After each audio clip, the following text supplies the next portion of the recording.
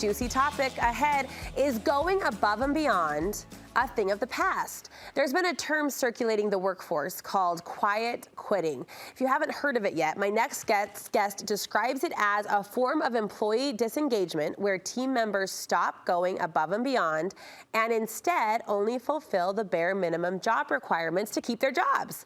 And in parenting circles, another term gaining traction called sittervising, as in to supervise children from a seated position. It was a term coined by mother and former teacher Susie Allison. She's encouraging parents to be less involved in their kids' playtime. So is it all just a push for both parents and employees to simply take a step back and relax? It got us thinking, should we also be quietly quitting?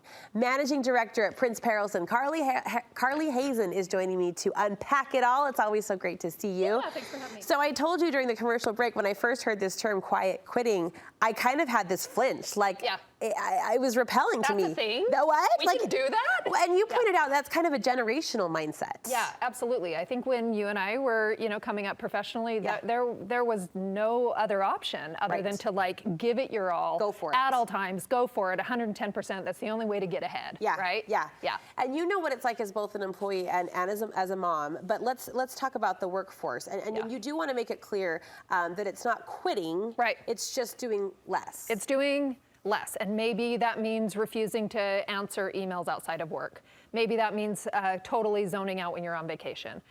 Maybe that means pushing back on a supervisor that wants you to do the work of two but not be compensated for it. It means lots of different things to lots of different people, but it's not quitting.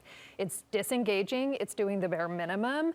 And it's really, I think, a tremendous response to burnout and stress is where that's coming from. I was going to say, as you describe it, it kind of sounds like good boundaries or good balance. That's it can be. It can be. It can absolutely be a way for workers to reclaim their lives. What I love about it, and the reason I think it can be a positive thing, is it's breaking way for us to have some long overdue, really critical conversations about, what we are demanding of workers in the workforce and where the balance needs to be struck. So more positive than negative, in your opinion? I think it's positive in a lot of ways, and I think the reality is that we need to understand that the workplace is never going to be the same as it was pre-pandemic. Yeah. People have changed. Fundamentally, people have changed. Whether you've been in your career for 20 or 30 years or you're just starting out, people have changed, and they view work differently. And I think that, the sooner we can recognize it and have some critical conversations around that, the better we'll all be. It's easy to see how it could swing too far in the wrong direction. Yes, absolutely. And you've got some advice for employees and really anyone kind of subscribing or signing up to do something, commit to something,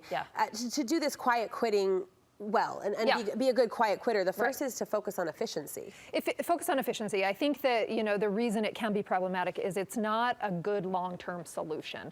It can absolutely help ease burnout in the short term, but to look at it long term, it's a slippery slope. First of all, you start saying, I'm going to do the bare minimum, and before you know it, you start getting bitter and you're starting to get resentful, and your employer may start to notice, right? So I think being efficient and saying the hours that I am going to be at work, I may not need to go above and beyond, but I'm absolutely going to maximize that time. I'm going to be efficient. I'm going to continue adopting new skills and learning from people around me, and I'm not going to become negative while on the job. And so that's the first step. I love that you pointed out the potential for negativity, because that would be an easy rut for all of us to fall in. And that kind of speaks to ownership. Like, you still have to own your role and own your contribution. Well, it's so easy for people to say, I'm unhappy. But I think that really getting very honest with yourself with why you're unhappy and starting to take note of that, right? If you are being asked to do the work of two and not being compensated for it, right? If you are, feeling like you're completely underappreciated, because that's really the pain point that I think we need to pay attention to. It's not just a matter of stress and burnout. It's a lack of appreciation. And that's where the pain's coming from. And I think we need to not just disregard this as a Gen Z excuse to be lazy. This is a pushback against kind of a systemic problem where I feel like people are working hard and they're not being recognized for it and they're not being appreciated. And that's the part we really need to focus on. So take ownership and recognize when you're not being appreciated. And that's when you come to the third step and saying, now I actually know where my frustration is coming from. I'm going to articulate it. I'm going to talk to my supervisor, and I'm going to see if we can't strike a balance here and maybe seek a little bit of change. So we're not just doing or not doing. It's not just an action step. It's a conversation. It's a verbal expression of needs and desires. I think that's an easy ask. I think a lot of people obviously don't feel like they can have their conversations with their supervisor or culture, but the fact is, if we don't start having these conversations before just completely disengaging or moving on, we'll never move the needle, right? And that's what I'm really hoping is that we can strike a balance, because here's the fact. Employees need to work. Thanks to inflation, many of us are going to be working a lot longer than we ever thought we would. We need our jobs, right?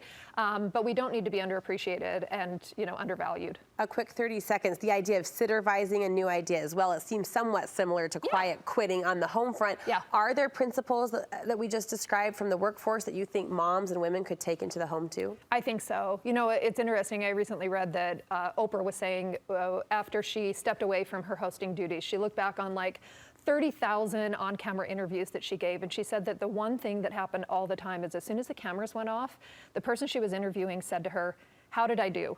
And they didn't mean how did I look, it's do my words matter? Do you feel like I communicated, my truth? Do you feel like I was heard? Do you feel like I was understood?